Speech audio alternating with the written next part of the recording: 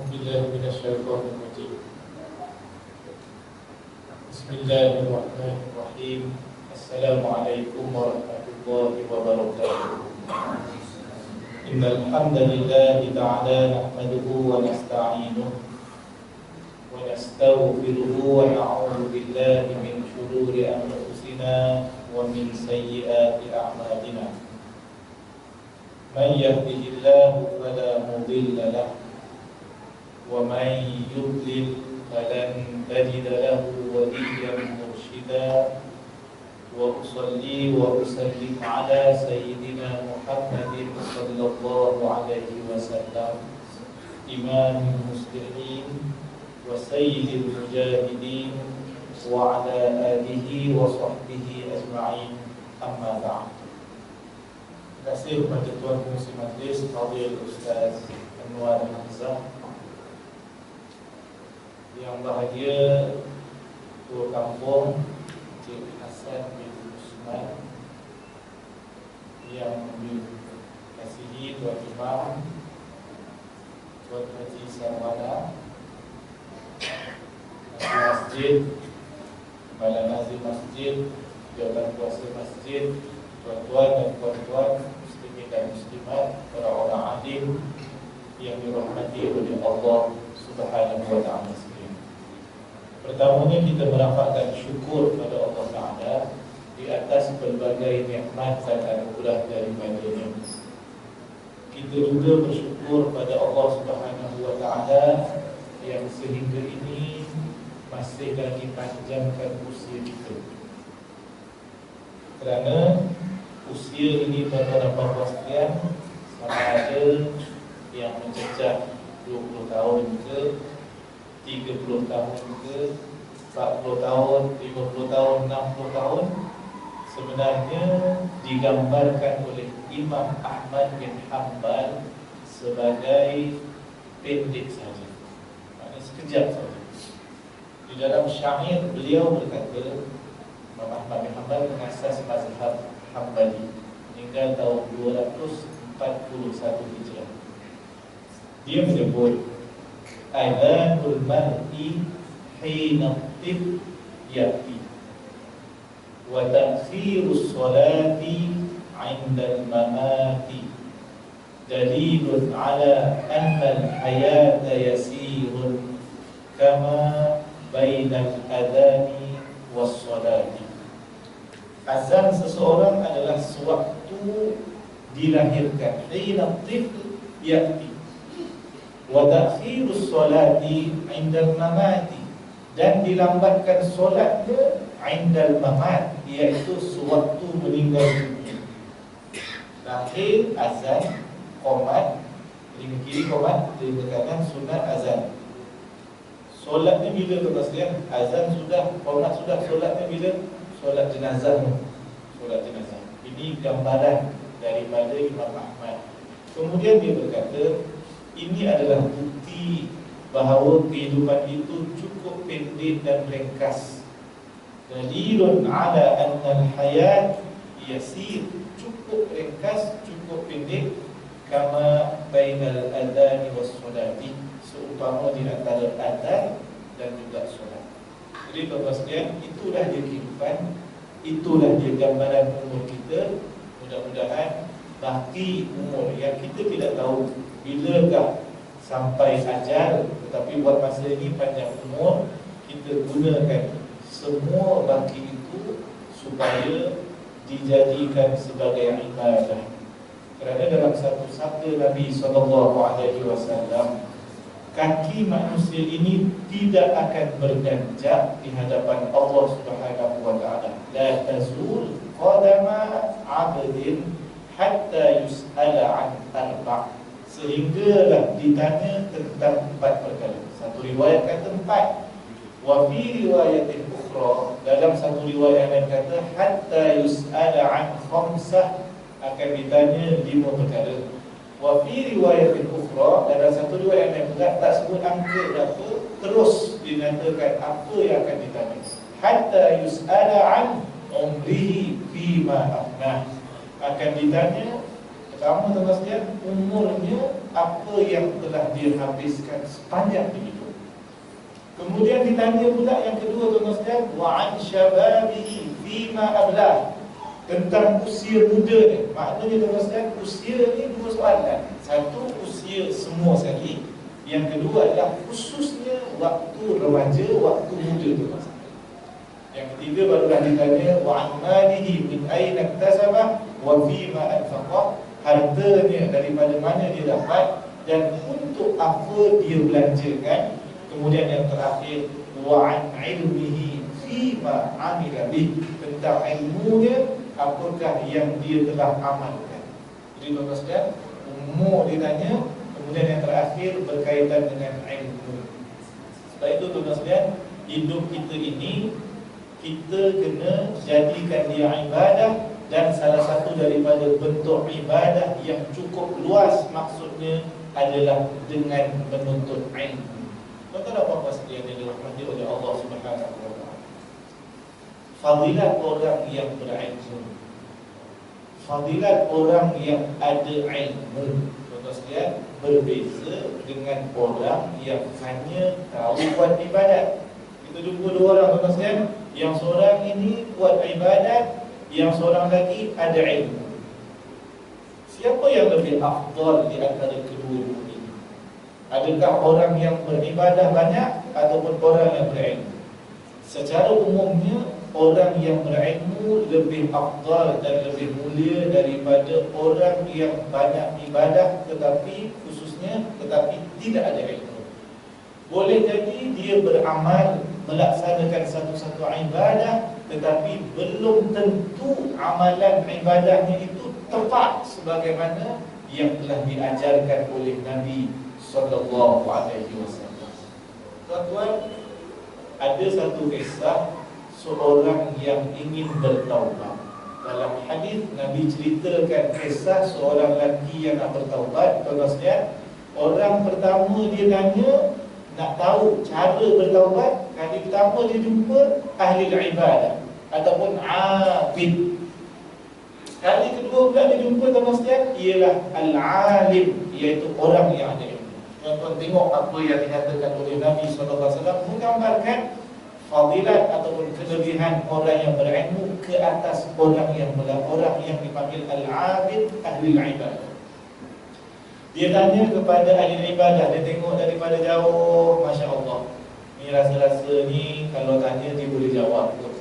Dia pun tanya, aku nak bertaubat daripada dosa dan maksiat yang aku lakukan. Ahli ibadah ini, al-abid ini tuan-tuan sekalian, dia tanya balik, dosa apa yang kamu lakukan sehingga nak bertaubat? Kemudian dia menjawab, aku telah membunuh orang. Dia dah terkejut dah ahli ibadah tadi. Tanya lagi, berapa orang kau dah bunuh? Kemudian dia kata, aku telah membunuh 99 orang. Ramai kata saya, kalau exam dapat D dah 99. Tuan-tuan sekalian, ahli ibadah ini dia tahu ibadah tetapi tidak ada ilmu. Lalu dia kata, kau dah buat maksiat dan buat dosa yang besar. Bagaimana kamu nak bertaubat? Allah tidak akan ampunkan dosa kamu. Tuan-tuan sekalian, dengar jawapan daripada ahli ibadah, tuan-tuan sekalian, dia rasa apa cerita? Dia tak boleh bertaubat ke? Apa dia buat, tuan-tuan sekalian? Dia pun bunuh ahli ibadah tadi, cukup 100 orang sekarang, tuan-tuan sekalian. 100 orang. Maknanya kali ini lebih tinggi markah dia, 4 flat kalau kat universiti. 1 orang, tuan-tuan sekalian. Tetapi hatinya masih lagi nak bertaubat dan kembali kepada Allah Ta'ala. Berjalan lagi. Dan kali ini Allah takdirkan bertemu dengan seorang lelaki yang ada ilmu, al-alim. Bila ditanya, dosa apa? Bunuh orang. Berapa orang? Ditanya lagi, berapa orang kamu dah bunuh? 99, tambah seorang, 100. Kemudian lelaki ini berkata, Allah Maha penerima taubat.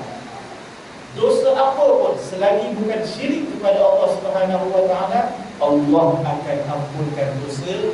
Tetapi lelaki ini kata, satu syarat yang perlu kamu lakukan, pergilah, tinggalkan kampung kamu, berhijrah ke kampung lain. Itu dia syarat. Berbungalah hati lelaki ini. Dia kata tak ada masalah kalau itu syaratnya. Balik rumah, kemas tuan-tuan sekalian. kemudian bertolak, tinggalkan kampungnya. On the way, dalam perjalanan tuan-tuan sekalian, Allah Subhanahu wa ta'ala cabut nyawa dia. Meninggal. Tolak daripada rumah, belum sampai lagi, meninggal tuan-tuan sekalian. Dua malaikat datang berebut, malaikat azab, dan yang kedua malaikat rahmat. Malaikat azab kata, ini aku punya, sebab dia buat dosa, dia telah bunuh orang, jumlahnya 100 orang. Malaikat rahmat kata, dia milikku. Maknanya bila malaikat rahmat, dia akan masuk syurga. Malaikat azab, dia akan masuk neraka. Lalu bila ditanya kenapa, walaupun dia tak sempat lagi untuk melakukan ibadah, belum sempat sampai, tetapi dia telah sempat tinggalkan kampung, dia telah tinggalkan amalan lama. Kemudian akhirnya Allah Ta'ala hantar seorang hakim, malaikat juga konsider hakam daripada kalangan malaikat, disuruh caranya adalah ukur jarak tempat dia meninggal, di antara tempat dia meninggal dengan kampung yang dia tinggalkan, dan juga tempat dia meninggal dengan tempat yang dia tuju. Mana-mana yang lebih dekat, maka bermakna dia miliknya. Kalau dekat dengan kampung yang dia tinggal, maknanya masih lagi belum pergi mana-mana. Kalau dekat dengan tempat yang dia tuju, bermakna dikira sudah sampai. Kemudian Allah Subhanahu wa ta'ala, ada satu riwayat menyebut pula kisah bagaimana bumi yang telah diperintahkan oleh Allah Ta'ala untuk mendekatkan jenazah ini ke tempat yang dia nak tuju. Bezanya hanya sejengkal. Kemudian kalau 100 bermaksud jarak jengkal yang dia nak sampai 49, jarak di antara dia meninggal dengan tempat yang ditinggalkan adalah 51. Maka ia ataupun lelaki ini adalah milik kepada malaikat rahmat, masuk syurga Allah Subhanahu wa ta'ala. Terusnya, nampak tak beza jawapan ahli ibadah dengan orang yang ada ilmu dan nasihat? Cukup berbeza. Sebab itu terusnya, kita banyak juga terserempak dengan orang. Kita tahu kat sini, ni first time saya masuk kampung Seri Cedik terusnya. Minta tunjuk kat peta-peta, tunjuk tempat lain terusnya. Maknanya punya dah dahsyat peta. Kat kampung ni peta tu dahsyat. Sampai ke Cawang ke mana? Ini tak ada masjid kawasan ni. Kalau sekalian, kita jumpa di setiap tempat yang Allah uji dengan kematian ahli keluarga. Alhamdulillah, dengan kematian itu memberikan keinsafan kepada dirinya. Ada yang isteri meninggal, ada yang ayah meninggal, kita pun terserempak di masjid. Oh, datang masjid dah, Alhamdulillah. Habis sembahyang jenazah, kemudian pergi masjid. Maknanya orang sekalian memberikan keinsafan. Dan memang kematian itu kafa bil mauti wa'idha. Cukuplah kematian itu sebagai pemberi peringatan. Datang tuan sekalian, kita tengok cara dia sembahyang, solat. Kita tahu tuan sekalian, orang biasa solat dengan orang tak biasa solat. Tetapi dia solat tu bagus tak datang. Daripada mak meninggal, isteri meninggal, tak insaf langsung, betul lagi tuan sekalian. Dia insaf datang masjid, okey dah tu. Dia cari tempat yang nak dia mengadu kepada Allah Subhanahu wa ta'ala. Tetapi kalau cara dia sembahyang, dia tengok orang. Dia nak rukuk, dia tengok orang. Dia nak sujud, dia tengok orang. Satu, bagus. Kat situ okey lagi. Tetapi tuan sekalian, waktu zuhur, tak apa, ada solat sunat ba'diyah. Asal tuan sekalian, dia sembahyang sunat juga ba'diyah. Kat sini baru nampak ada ilmu atau tidak ada ilmu. Orang kalau tak biasa tuan sekalian, dia ingat, oh tadi zuhur ada sembahyang selepas daripada sembahyang zuhur. Ini asal dia juga kot. Rupanya dia seorang dia buat tuan sekalian. Kat sini berpisah di antara orang yang ada ilmu dengan orang yang tidak ada ilmu. Berbeza amalan. Sebab itu Allah Subhanahu wa ta'ala berfirman tuan sekalian di dalam surah Az-Zumar ayat yang ke-9. Allah berfirman, a'udzubillahi minasyaitonir rajim. Qul, katakanlah wahai Muhammad, hal yastawi alladziina ya'malun, hal yastawi alladziina ya'lamun wal ladziina la ya'lamun. Katakanlah wahai Muhammad, adakah sama orang yang ada ilmu dengan orang yang tidak ada ilmu? Bapak sekalian, sama tak sama?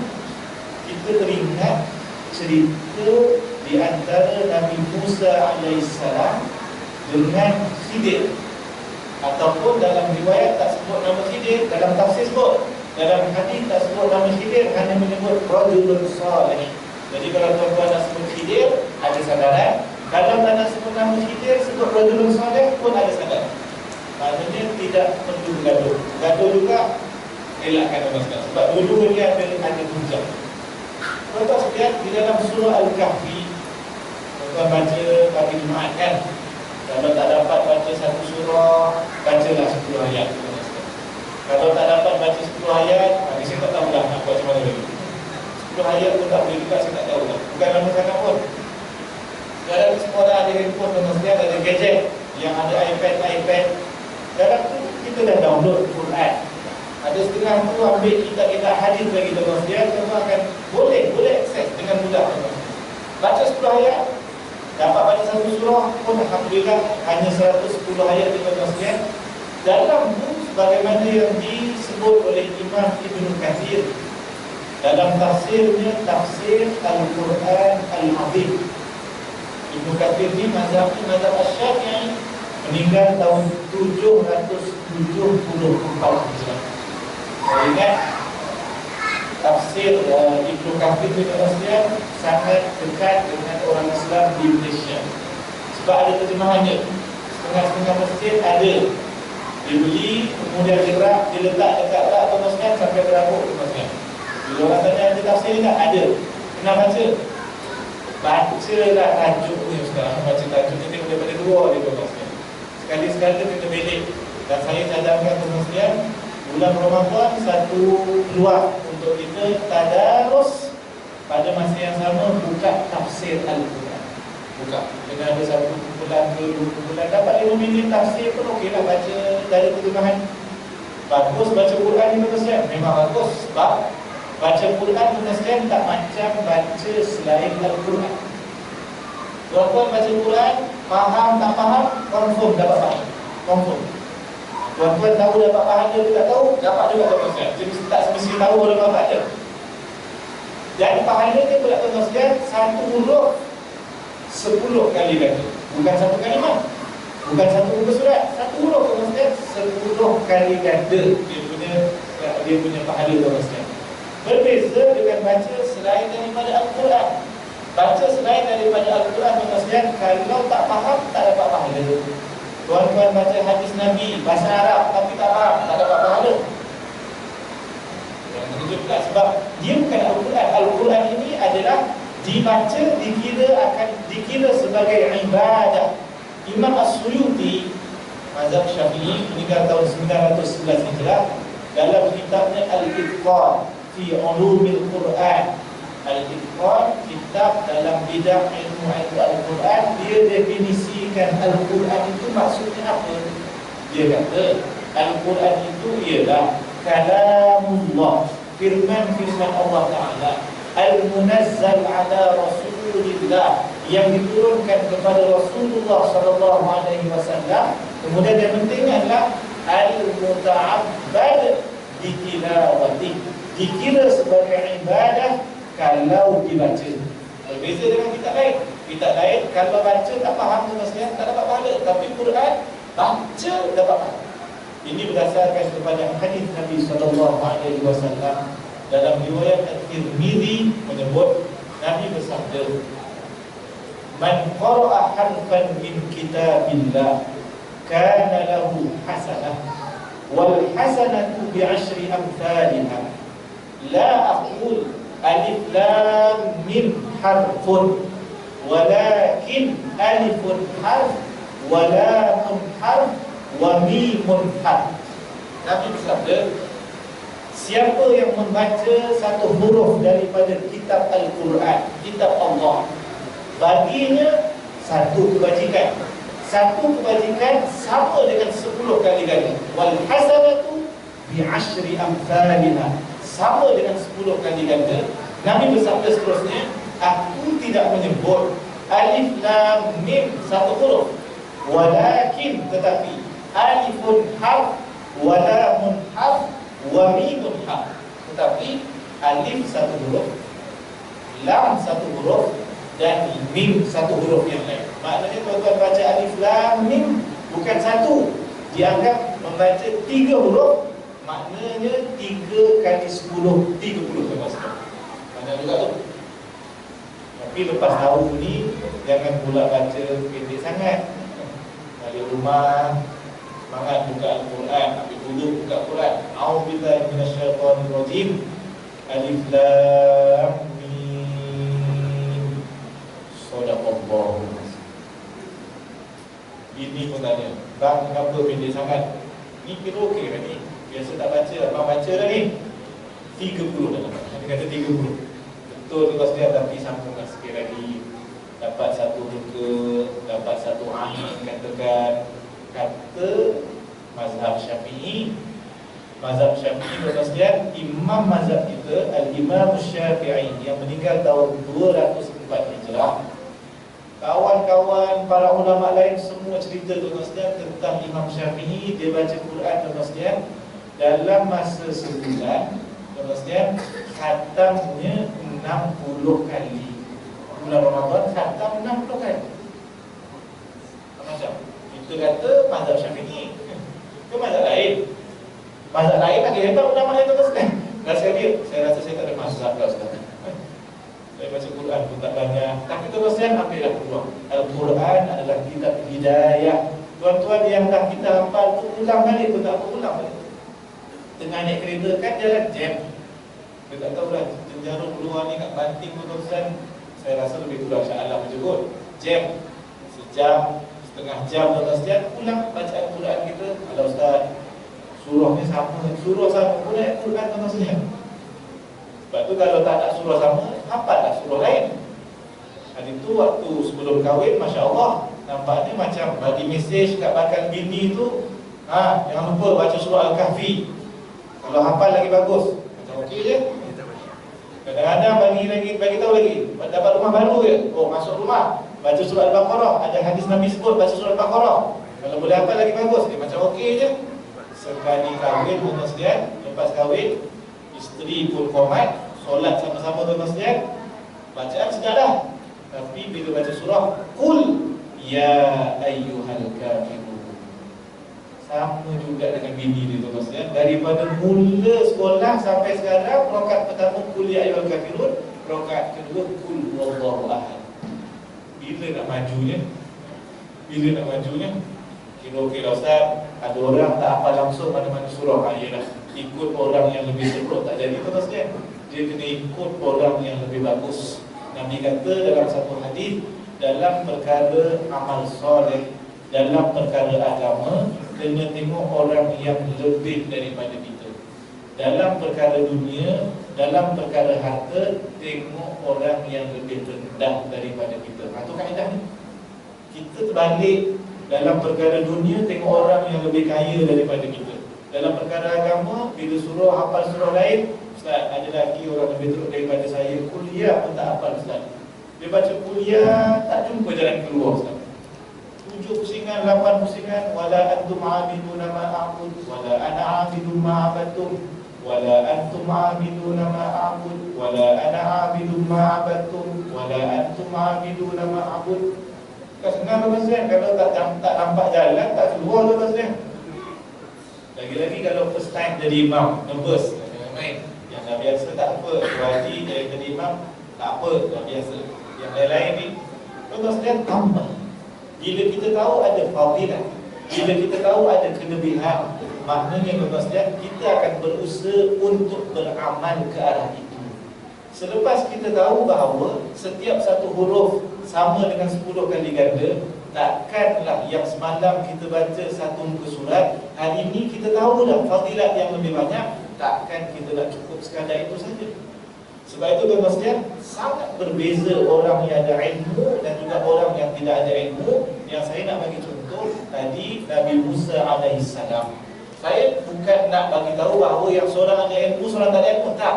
Dua-dua ada ilmu, tetapi yang seorang lebih lagi ilmu yang Allah bagi kepadanya. Kerana apa? Mulanya tuan-tuan sekalian, Ibnu Katsir cerita, Bani Israel ini tanya Nabi Musa alaihissalam, siapakah orang yang paling alim? Man a'lamun nas, siapa orang yang paling alim? Lalu Nabi Musa sebagai seorang Nabi, tuan-tuan sekalian, dia menjawab, aku. Dan jawapan ini tidak salah, tuan-tuan sekalian. Cuma pada sisi Allah Ta'ala, Allah tidak berapa berkenan sebagaimana yang ditafsirkan. Lalu Allah nak minta pada Nabi Musa AS belajar daripada orang lain, kerana ilmu ini kita tahu, mungkin orang tak tahu. Tetapi bila orang tahu ilmu tertentu, belum tentu kita tahu. Itu nombor, tuan-tuan sekalian. Lalu disuruh pada Nabi Musa AS untuk belajar, cari. Mula-mula, tuan-tuan sekalian, bagi clue. Siapa dia guru yang perlu kamu belajar? Dia ada di tempat sekian Majma' al-Bahrain. Mana bagi clue. Ini macam sukan dah pula ya. Nanti kalau ikan tu semua, tuan-tuan boleh baca dia punya tafsiran dan juga terjemahan, tuan-tuan sekalian. Tetapi saya nak ambil beberapa perkara. 3 peristiwa yang berlaku di antara Musa AS dan juga Khidir ataupun Rajulun Saleh, yang Nabi Musa AS tidak ada ilmu tentang perkara itu, lalu tanya kepada Khidir. Sedangkan di peringkat awal dua-dua telah bersetuju supaya nak belajar dengan saya tidak boleh tanya. Setuju? Tak setuju? Susah juga ya, kalau belajar jangan tanya. Tapi orang sekarang agaknya bagus juga, kalau ada syarat belajar masuk opsi boleh, tapi jangan tanya soalan. Kami je akan tanya. Saya rasa ramai juga yang suka tuan-tuan sekalian. Tapi tuan-tuan sekalian, Nabi Musa AS ilmunya lain, Khidir ilmunya lain. Tidakkan Khidir dengan ilmunya tetapi tidak diketahui oleh Nabi Musa AS, ditanya setiap kali perbuatan itu. Saya tak ingat turutan, tetapi yang pertama bunuh orang, yang kedua pecahkan sampan, kemudian yang ketiga adalah masuk kampung. Orang kampung tak nak pun ambil mereka jadi tamu, tiba-tiba mereka ataupun Khidir bantu mereka. Kemudian Nabi Musa tanya, alangkah eloknya kalau engkau ambil upah daripada mereka, minta bayaran daripada diorang. Jelas sekali, hadza firaqu baini wa bainik. Ini adalah pemisah di antara kita berdua. Kemudian diceritakan semua sekali. Dan salah satunya, tuan-tuan sekalian, tentang sampan itu diceritakan, ammas safinatu fakanat limasakin alladzina ya'maluna fil bahri wa kana wara'ahum malikun ya'khudhu kulla safinatin ghasba. Ini adalah milik orang miskin yang bekerja di laut, ambil upah, orang naik bayar, itulah rezeki yang dia dapat. Tetapi di sana ada seorang raja yang suka ambil sampan yang elok. Wa kana wara'ahu malikun ya'khudhu kulla safinatin ghasba, akan ambil semua sampan yang elok yang tidak ada aib. Dipecahkan sampan itu sedikit supaya apa? Supaya tidak diambil oleh raja. Kalau pecahkan ini mudarat. Di dalam ilmu lain pula dibahaskan ilmu fiqhul aulawiyat. Dipecahkan, ya memang mudarat. Kalau tidak dipecahkan juga mudarat, kerana akan diambil oleh raja. Di antara pertimbangan di antara dua mudarat ini, mana lebih besar mudaratnya? Dibiarkan elok kemudian diambil oleh raja, dirampas, ataupun dipecahkan sedikit tetapi tidak diambil oleh raja, tidak dirampas. Mudaratnya lebih besar kalau dirampas. Kerana apa? Nak beli baru, kos sampan lebih mahal daripada baiki satu papan yang pecah.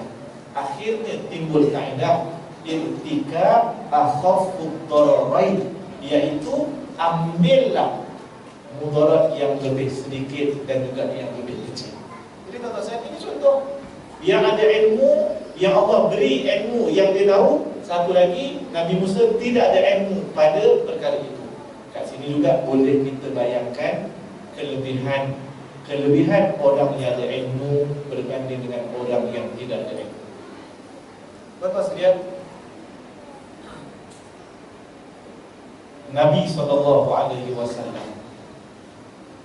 diutuskan oleh Allah Subhanahu wa Ta'ala menjadi Rasulullah. Ajar manusia tentang tauhid, ajar manusia tentang syariah dan juga fiqh. Kemudian yang ketiga, ajar manusia tentang akhlak dan juga yang berkaitan dengan budi pekerti. Tiga-tiga perkara ini disebut tuan-tuan sekalian dalam hadis yang Jibril datang jumpa Rasulullah dan tanya beberapa soalan, sehingga para ulama kata ini dipanggil hadis Jibril. Bukan Jibril yang bercakap, tuan-tuan sekalian. Cumanya peristiwa Jibril jumpa Nabi SAW tanya beberapa soalan, Nabi jawab. Lepas Nabi jawab, dia kata, sodak tak? Betul. Tuan-tuan sekalian, salah satunya adalah berkaitan dengan iman. Kemudian ditanya berkaitan dengan satu lagi Islam. Kemudian yang ketiga ditanya tentang ihsan, Nabi jawab. Kemudian ditanya tentang hari kiamat, Nabi tak jawab. Kemudian ditanya tentang tanda-tanda hari kiamat, Nabi jawab. Kemudian selepas balik lelaki ini, dan dia adalah Jibril, Nabi tanya para sahabat yang lain. Yang riwayatkan hadis ini adalah Umar Al-Khattab radhiyallahu anhu. Ditanya kepada Umar dan ditanya kepada para sahabat yang lain, adakah kamu kenal siapakah lelaki yang datang tadi? Dijawab oleh Umar. Umar kata, kami semua jawab, Allah wa rasuluhu a'lam. Allah dan Rasulnya yang lebih tahu. Kemudian Nabi kata, innahu Jibril, dia adalah Jibril, atakum yu'allimukum amra dinikum, wa fi riwayah atakum yu'allimukum dinakum. Dia adalah Jibril yang datang kepadamu untuk mengajar kepada kamu urusan agama kamu. Maknanya soalan-soalan tadi semua tuan-tuan sekalian disebut oleh Nabi sebagai agama. Sebab itu syariah, tauhid dan akidah, begitu juga dengan akhlak tuan-tuan sekalian, adalah elemen-elemen dalam agama. Tuan-tuan sekalian, Nabi ajar, Nabi didik para sahabat sehingga mereka menjadi insan, sehingga mereka menjadi manusia. Yang dahulunya mereka digelar sebagai orang-orang Arab jahiliyah, tetapi selepas daripada mereka masuk Islam, tuan-tuan sekalian, mereka lah yang membina tamadun, mereka lah yang telah menunjukkan kepada dunia, dan mereka lah yang telah membina asas ilmu yang begitu teguh dan juga kukuh, tuan-tuan dan sekalian. Daripada mereka tidak reti menjadi orang yang reti dan juga berilmu. Cuba tuan-tuan bayang kisah seorang budak, seorang kanak-kanak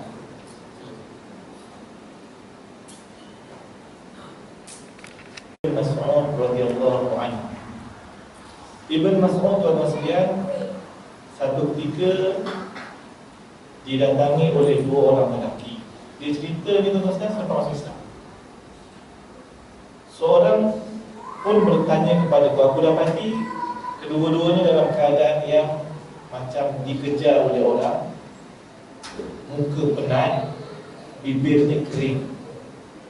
Salah seorang daripadanya berkata, boleh tak nak minta susu kambing yang kau jaga ni, ataupun yang kau ada? Dia tengah jaga kambing, tuan-tuan sekalian, kepunyaan orang-orang. Lalu Ibn Mas'ud yang masih kecil pada waktu itu, masih kanak-kanak lagi, dia pun menjawab, la af'al, aku tidak akan buat sebagaimana yang kau minta. Fal ghanamu laysat li, kambing-kambing ini bukan milikku, wa ana 'alaiha mu'tamanun, aku ke atas kambing-kambing ini hanya diberikan amanah. Tuan-tuan, belum masuk Islam, masih budak, tetapi dia cukup amanah, cukup amanah. Lalu yang seorang pun kata, boleh tak tunjukkan kambing yang paling kecil, yang masih kecil lagi, budak lagi. Kalau yang ni tak ada masalah, dia pun tunjuk kambing yang masih kecil, tuan-tuan sekalian. Lelaki ni pun datang dekat dengan kambing tadi, pegang sambil baca sesuatu bacaan. Ibn Mas'ud kata, aku tak faham ataupun aku tidak pasti apa yang dia baca, tak tahu. Lalu bila pegang bahagian bawah kambing, tuan-tuan sekalian, tiba-tiba aku dapati bahagian susu kambing itu penuh, padahal kambing kecil lagi. Dia minta pada kawannya supaya cari bekas yang boleh diisi untuk diperah susu tadi. Jumpa batu yang lekuk, kemudian diperah. Dia minum, kawannya minum, ada lebih lagi, bagi pada aku juga minum, sehinggalah kenyang, hatta al-irtiwa. Kemudian habis kami semua minum kenyang, lelaki yang pertama tadi pegang semula kambing yang kecil tadi, baca satu bacaan yang aku tidak tahu bacaannya, kemudian kembali semula sebagaimana asal kambing tadi. Aku pun cepat bertanya kepada lelaki tadi, boleh tak ajarkan aku bacaan itu? Hari juga ni cepat terus respon bagusnya. Kalau kita pun nak juga doa tu, untung-untung tak payah beli dah, high court tu, tuan-tuan. Fresh ni. Kalau tak keluar duit tu RM30, RM40, nak ngetih pun susah sekarang ni, nak medan, nak medan. Ini orang Jawa semua. Medan. Lelaki itu pun menjawab kepada Ibn Mas'ud. Dia kata, innaka ghulamun mu'allam. Engkau adalah budak yang diajar. Itu je, kemudian beredar. Lepas dia tak ajar apa pun, kemudian menyebut mu'allam, beredar.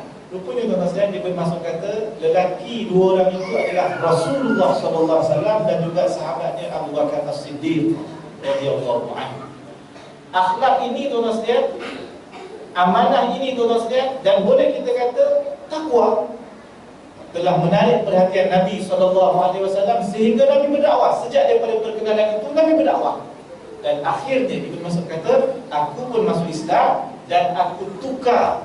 Kalau dahulu aku jaga kambing, kali ini Allah muliakan aku menjaga Rasulullah SAW. Teruskan ilmu Ibn Mas'ud radhiyallahu anhu. Satu pada aspek qiraat.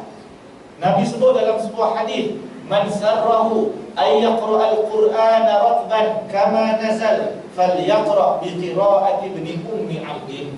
Siapa yang ingin ataupun siapa yang suka membaca kitab Al-Quran, ayat-ayat Allah Ta'ala fresh sebagaimana mula dia diturunkan, maka bacalah mengikut qiraat Ibn Ummi Abdin, iaitu Ibn Mas'ud radhiyallahu anhu. Ikut qiraat Ibn Mas'ud. Kemudian tuan-tuan sekalian, pada sudut ilmu pula, Ibn Mas'ud cerita sendiri tentang diri dia.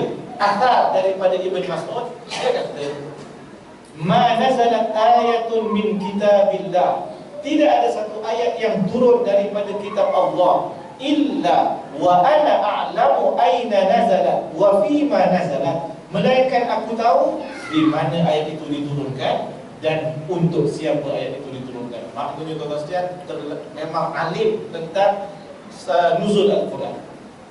Kemudian dia kata, lau a'lamu ahadan a'lamu minni bi kitabillah, sekiranya aku tahu ada seorang yang lain daripada aku lebih tahu tentang kitab Allah Al-Quran, tanaluhul maqi la ataitu, yang kenderaan boleh sampai ke situ, nescaya aku akan pergi dapatkan ilmu daripada dia. Dia ada ilmu dan dia tamak dengan ilmu, tuan-tuan sekalian. Jadi saya rasa inilah yang perlu kita ada, sifat seumpama ini, tuan-tuan sekalian. Dan salah satu tempatnya yang paling bagus sekarang, tuan-tuan sekalian, adalah di masjid yang penuh dengan pengajian dan juga majlis ilmu.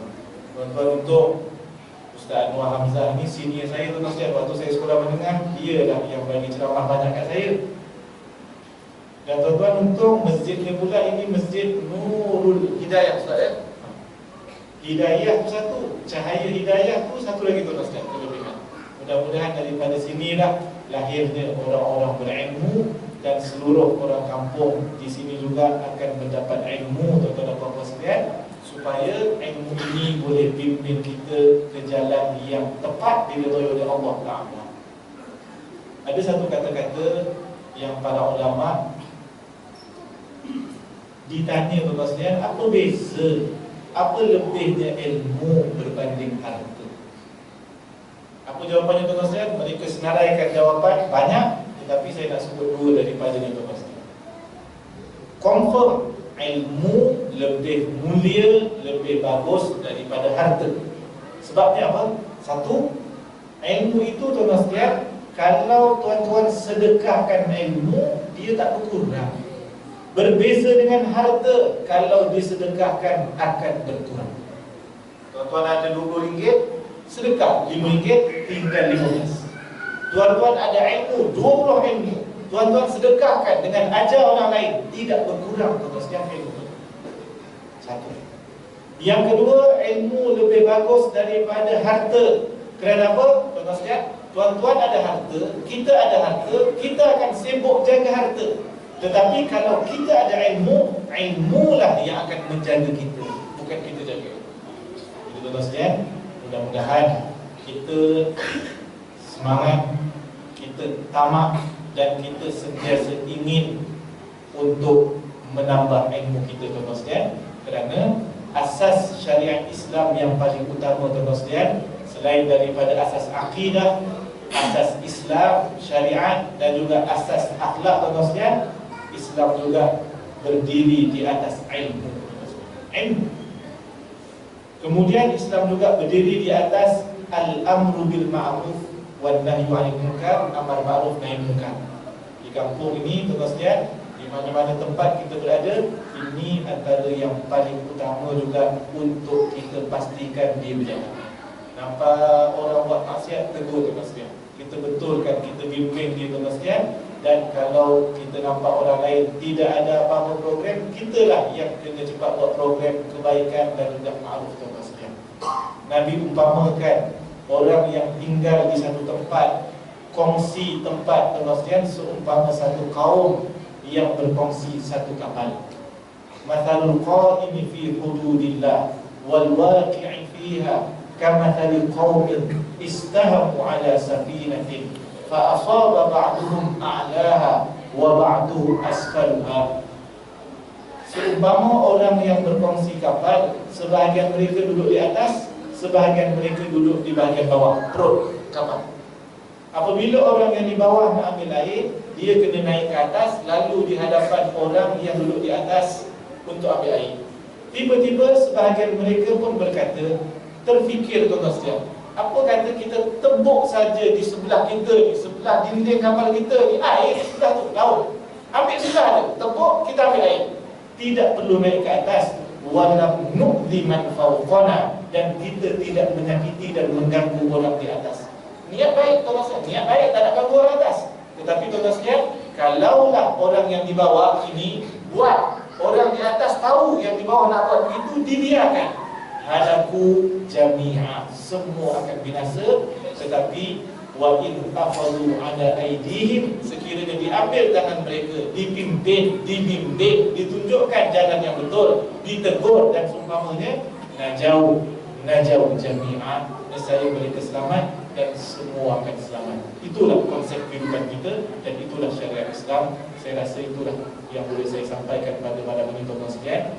Yang baik datang daripada Allah, yang kurang daripada saya tuan-tuan sekalian. Nanti dah tanya ada soalan kalau ada. Kalau tak ada pun lagi bagus, boleh saya balik. Sila tuan-tuan. Jangan tanya soalan yang susah sudah. Kata tuan imam yang tanya, saya takut ni. Sila tuan.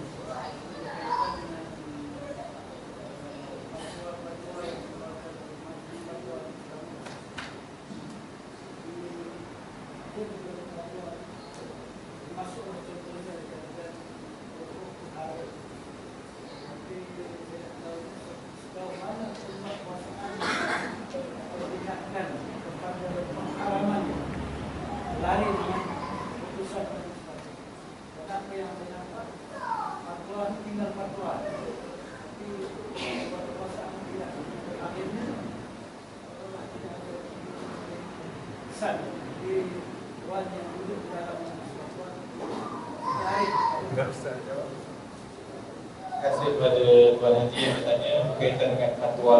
Fatwa ada, tetapi sejauh mana penguatkuasaannya. Bila tanya yang tu, saya dah dapat jawapan tu. Tuan-tuan sekalian, diberi contoh oleh Tuan Haji berkaitan dengan rokok ataupun yang terbaru berkaitan dengan vape dan seumpamanya. Sejauh mana penguatkuasaan. Kalau tak ada penguatkuasaan, seakan-akan fatwa dengan fatwa dan tak ada tindakan.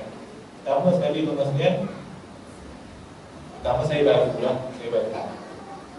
baru tak sampai 2 bulan baru sekali masuk mesyuarat Jawatan Kuasa Fatwa Negeri Selangor pada bulan 1 yang lepas.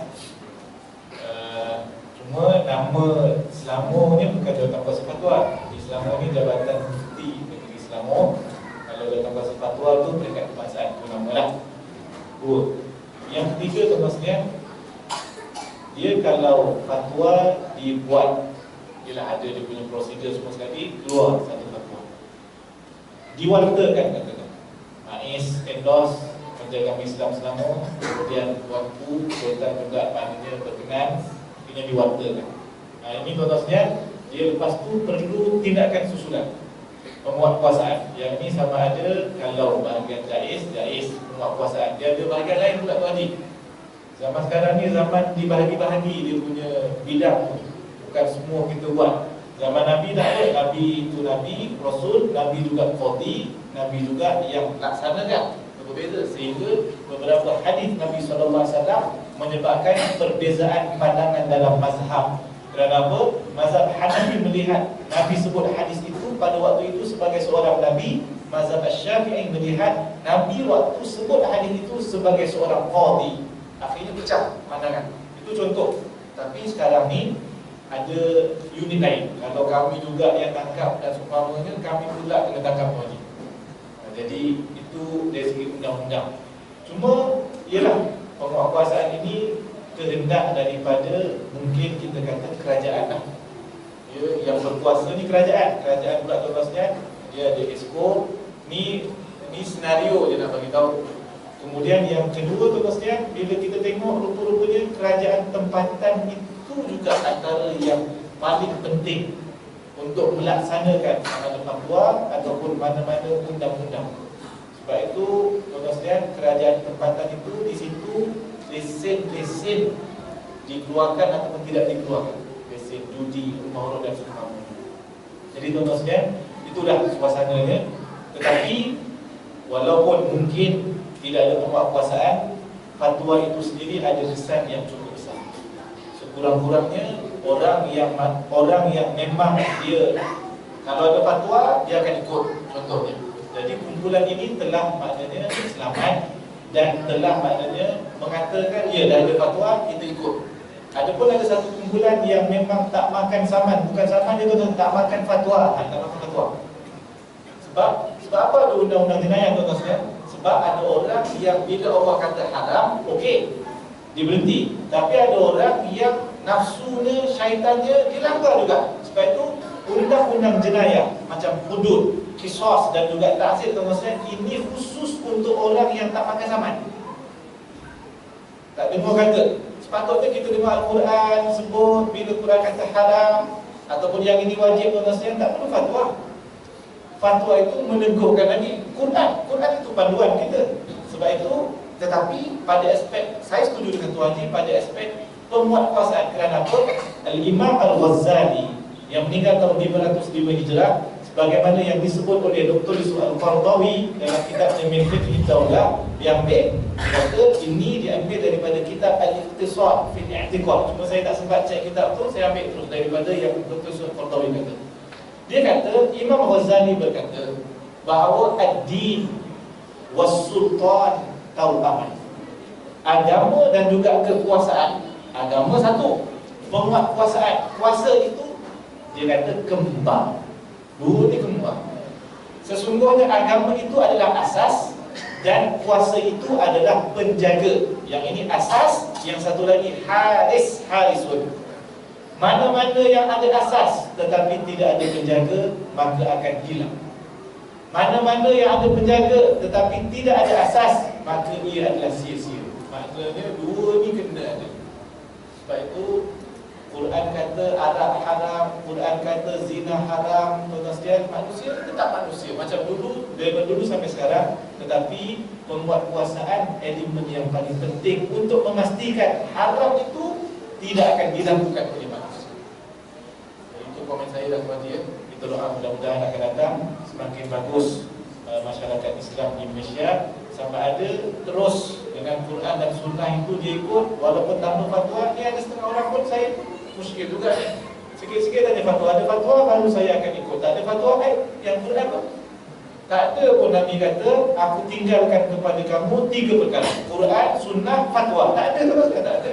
Nabi kata 2 je, Quran dan Sunnah. Jadi maknanya sepatutnya itu sudah sangat cukup kepada kita. Tetapi ialah kita akui ada orang yang lemah dan seumpamanya. Mudah-mudahan semakin baik selepas daripada ini, insyaAllah. Soalan terakhir lah ni.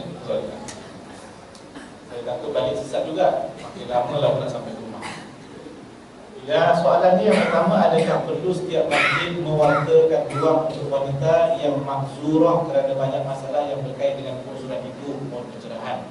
Adakah wujud fatwa yang berkaitan dengan masalah wanita makzurah hadir di masjid dan menutup ilmu? Yang pertama sekali, semangat ni, semua nak diwartakan ni. Adakah perlu setiap masjid mewartakan ruang untuk wanita yang makzurah, yang uzur atau sekian uzur syar'i? Kerana banyak masalah yang terkait dengan penguzuran. Ini ayat kita tak tepat. Dia tak banyak masalah berkaitan dengan penguzuran. Itu semua adalah ketentuan Allah Ta'ala yang Allah berikan kepada golongan wanita, bukan kepada golongan lelaki. Cuma ada beberapa hukum hakam yang perlu dijaga. Penguzuran yang ada hukum hakam yang tersendiri, antaranya berkaitan dengan baca Quran, itu peraturan daripada Allah Ta'ala. Begitu juga dengan solat. Sampai kat puasa pula, puasa kena qada. Yang solat tak perlu kena qada. Jadi ada orang yang muskil juga. Kenapa Ustaz ya? Kenapa? Nak qada dua-dua ke? Rupanya dia tak nak qada dua-dua. Ya kan, nak qada dua-dua. Dia tak nak qada dua-dua, tuan-tuan. Dia orang tanya soalan ni pun macam-macam niat dia, tuan-tuan.